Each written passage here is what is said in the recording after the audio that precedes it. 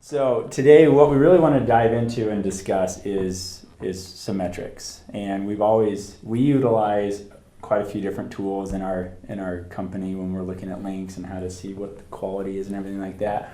But the metric we really want to focus on today is domain authority by Moz.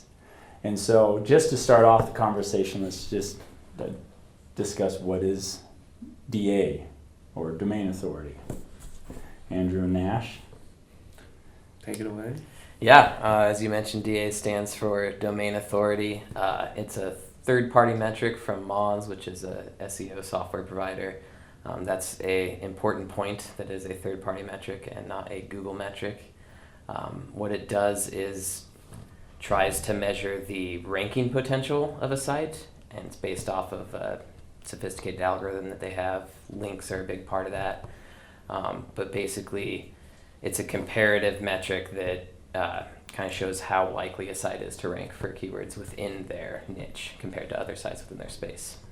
It's a 0 to 100 scale, but I'll let you jump in. I was going to say, yeah, it's like they describe it as a logarithmic scale, which means that it's much more difficult to gain domain authority the higher up on the scale that you get. So essentially the curve of sites that exist on the internet, the domain authority, like the relative ability of a site to have a high domain authority diminishes as you get higher up the scale. So there's a lot of sites in the 0 to 10 to 20 to 30 range, and as you get higher than that up into the 60s and 70s and 80s, it's much more difficult to achieve sort of that point on the scale for domain authority. For like a frame of reference, Facebook is 100, Amazon's like in the 90s. Those are the types of sites that are up there. The big boys. Right. You mentioned something that you said it was like important to know that it is not a Google metric, it is a third-party metric. Why did you point that out? Because people like to conflate domain authority with, say, PageRank from Google, how Google evaluates sites. It's not the case. Google does not care about domain authority. It is not a part of their search algorithm at all. So that's just an important distinction to make for people who are less familiar. This is just a third-party metric. It's kind of a barometer metric, but it's not anything that Google uses in their search algorithm. Sure.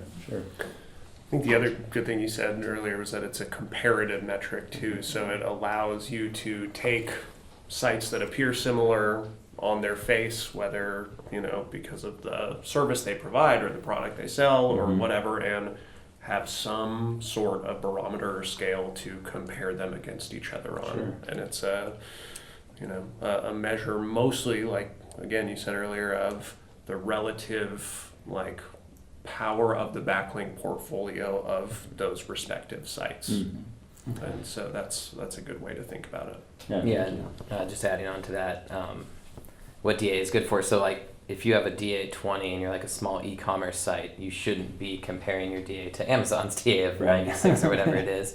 You should be looking at other smaller, e-commerce sites that are in your specific space. And so DA 20, if you have a DA 20, compared to 100, yes, that's not a lot, but compared to other sites that are 21, 22, 19, you're actually doing pretty well, and that's where you want to be comparing it to the sites that are actually your competitors and not just every other site on the internet. Okay. I think from a sales perspective side as well, like the logarithmic side of it's an important thing to keep in mind. Some clients will come to us and as part of their goals, they'll want to see increases in domain authority. And maybe, they've gotten out to the point where they're at a DA 35 or 40, they've been able to see consistent growth. I think they forget that fact that it does. Every time you move up higher, it gets harder to move up to that next number. And so I think people sometimes forget that aspect behind it in terms of using that as a metric to detect progress for a website. Yeah. So going off of that, let's jump in and talk about how to properly use domain authority. We kind of were touching about it, but let's really address that question head on. Yeah, again, I would say the best use of domain authority is in terms of competitive analysis and comparing your site against your competitors. You just want to be in that same range as everybody else in your space. And if you're way lower, then you have a lot of work to do. If you're ahead, then you're doing well, but just focus on, those handful of competitors that you have that are basically doing the same thing as you. Perfect. I would say it's a good way to compare things that are already similar in many ways. So whether you're looking at your own site and comparing it to similar sites, whether you're looking at a group of potential outreach targets for a great new piece of content that you've developed, the domain authority of an individual site probably won't tell you a whole lot other than, hey, this is the relative power of its backlink portfolio. But if you're using it to, say, order the priority in which you're going to pursue different opportunities or things like that, if you already have a group of very similar types of targets on their face, something like domain authority or third-party metrics like it can be a great way to say, hey, between all these things that are very similar, here are the ones that probably have the most backlink value behind them and might be worth pursuing first. Even if they're all likely to be fairly useful, if on the face of them they are, similar solid leads for you to be pursuing. Okay. Also, I remember there was an article by Cyrus Shepherd on Moz where he talked about, it was when he was Moz 2.0 launched, when that launched. So he kind of mentioned in there how to properly use it is that you should use it as part of evaluating a good opportunity for a site. It shouldn't be the whole, it shouldn't be the primary factor, but it should be part of your calculations. And so I think that's also something important to keep in mind just from a link building perspective as you're viewing target sites and trying to figure out which ones are worth pursuing. You have it as part of your criteria, but definitely have other factors and standards that are important to you. Sure. Yeah, don't just write a site off because of the DA. You need to do some more investigation. There's a lot of things that go into DA. New sites that are just being, launched, going to be great sites. They already have some engagement.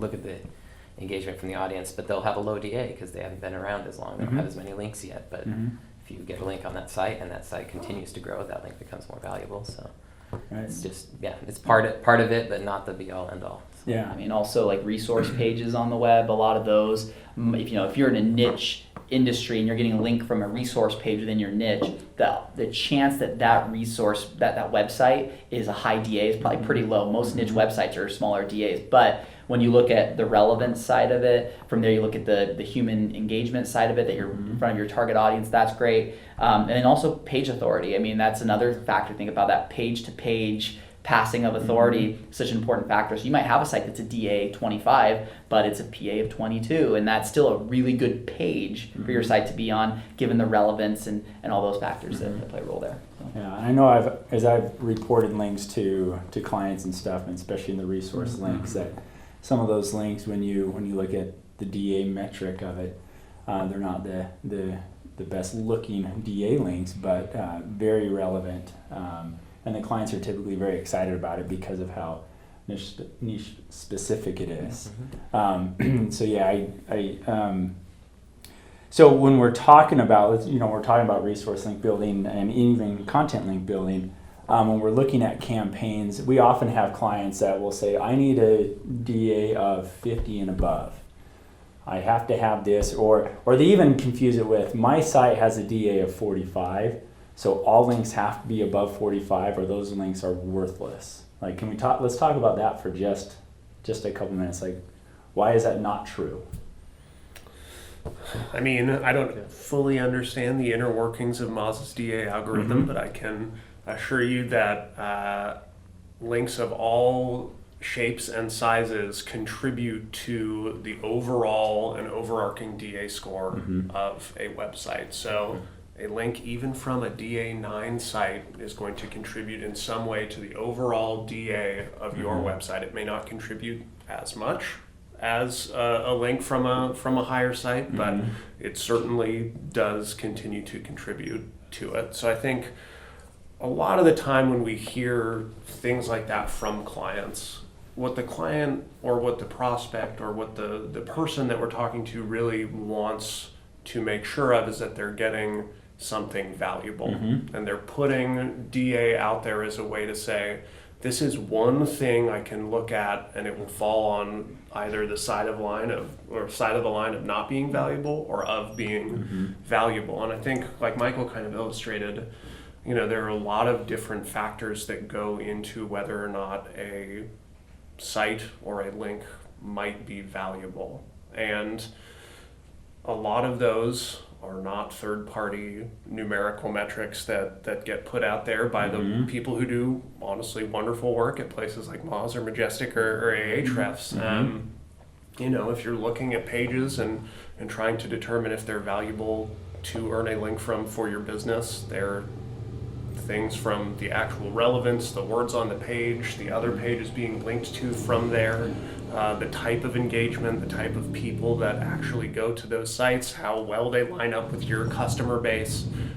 There's just so many factors that go into something being valuable or not, that placing all of your chips on the DA spot is probably a reductive way to look at the relative value of a site. Sure. So it's limiting, right? I mean, you're just limiting the amount of sites that you can go after at that point and the links that you can get based off a comparative metric that isn't it's not, this link is good or bad because of this DA. That's just part of this site within this space has this ability to maybe rank.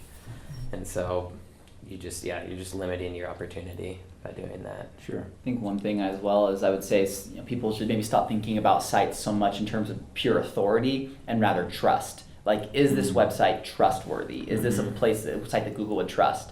What you'll find there is, and a good example I used in a presentation I just gave at SMX East was we had a client who we developed this great guide that was about stress and mental health. It was a great piece of content. We went out and pitched out different resource pages on the web to get them to link back to it.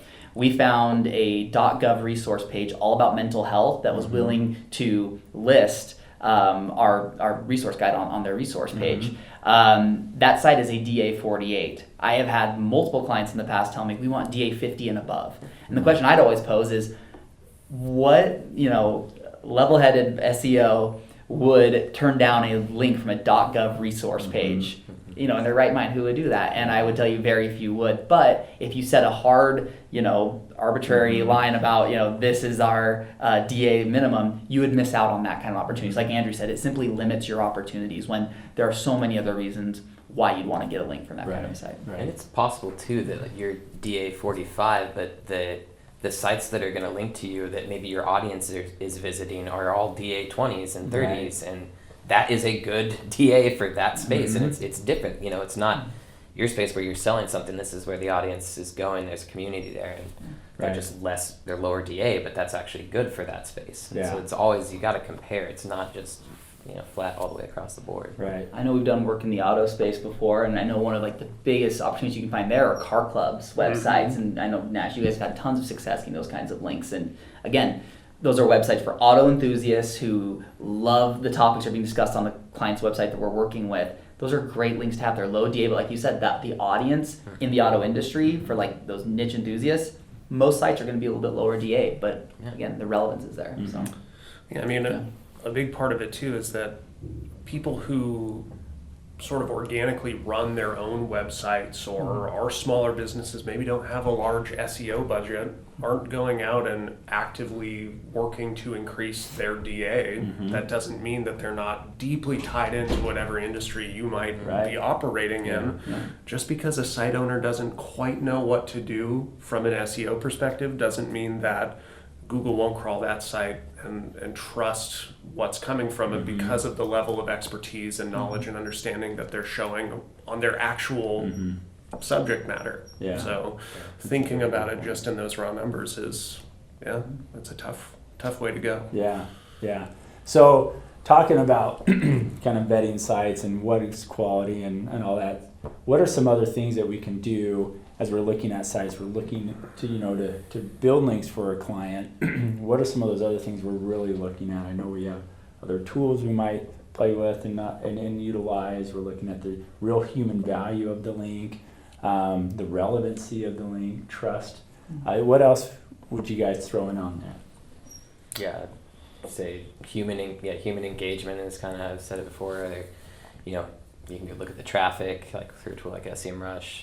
What does traffic look like on the site? Are there people commenting on blog articles? Is there clearly a community that's actually visiting this site and reading the content there, using the site, whereas you get a link on that site, you could get clicked by those people. And then, the other one is relevance. So is that a relevant audience? Are these the people that you want to reach? No matter what stage, and there's all stages of the marketing funnel.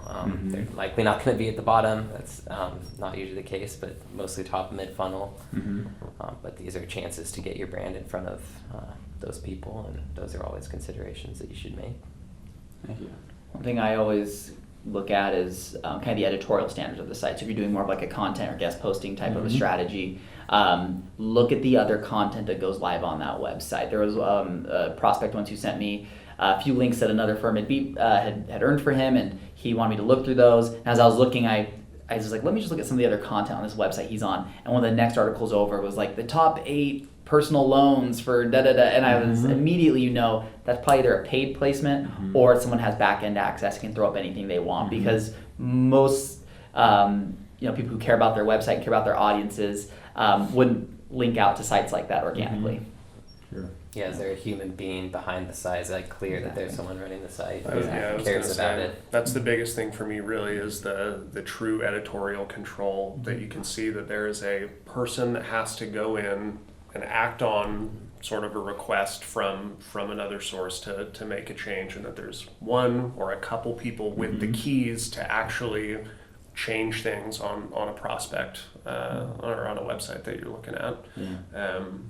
And then the other things too is like, what does the link neighborhood look like on the page itself?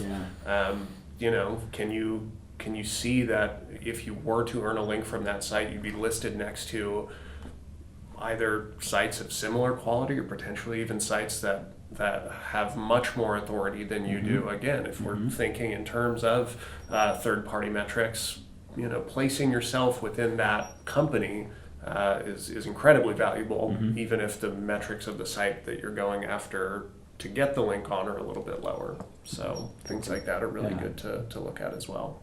If your competitors are there, usually a place you want to be. Not always. Don't blindly just follow your competitors' backlinks. But if it is a site that looks relevant and your competitors are there, then you should be there too. If you're just listing out resources, you have great resources, you belong there. So. Yeah.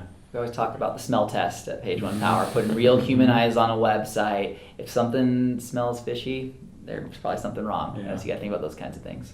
Sure. Yeah, and the other thing we say here too is that if it smells right, even if the DA is a little bit lower than we'd see for the average in an industry, that's a good target. Again, just because the numbers maybe haven't caught up with what your eyes tell you about a website or what your understanding of the industry is. Don't make decisions solely on that number. Make decisions taking a lot of factors into account, so you leave the most options on the table to help improve your website as you're going out and doing any link building. Yeah, thank you. I think one of the main takeaways that I'm hearing here is really DA is definitely a great metric. Use it. Compare yourselves with your but really use it to compare yourselves to your competitors, not necessarily to compare your if you should get a link at this site, or this site, but look at your competitors, see what's not just in the DA aspect, but their link portfolio. But it is a tool that can definitely help you see maybe where you are lacking a little bit, or maybe where you're strong. I know when we put together proposals and stuff, we utilize that. We take competitors and we review them in Moz and also Majestic and SEMrush. But when we're talking about DA, we're comparing those. What is their link portfolio at? What is their DA at? And because you can start piecing together what do we need to do to see and bridge those gaps. And I think that's probably the real reason, the real way to use DA. So thank you. Thanks for watching. If you'd like to learn more about our products or services, be sure to visit our website at pageonepower.com.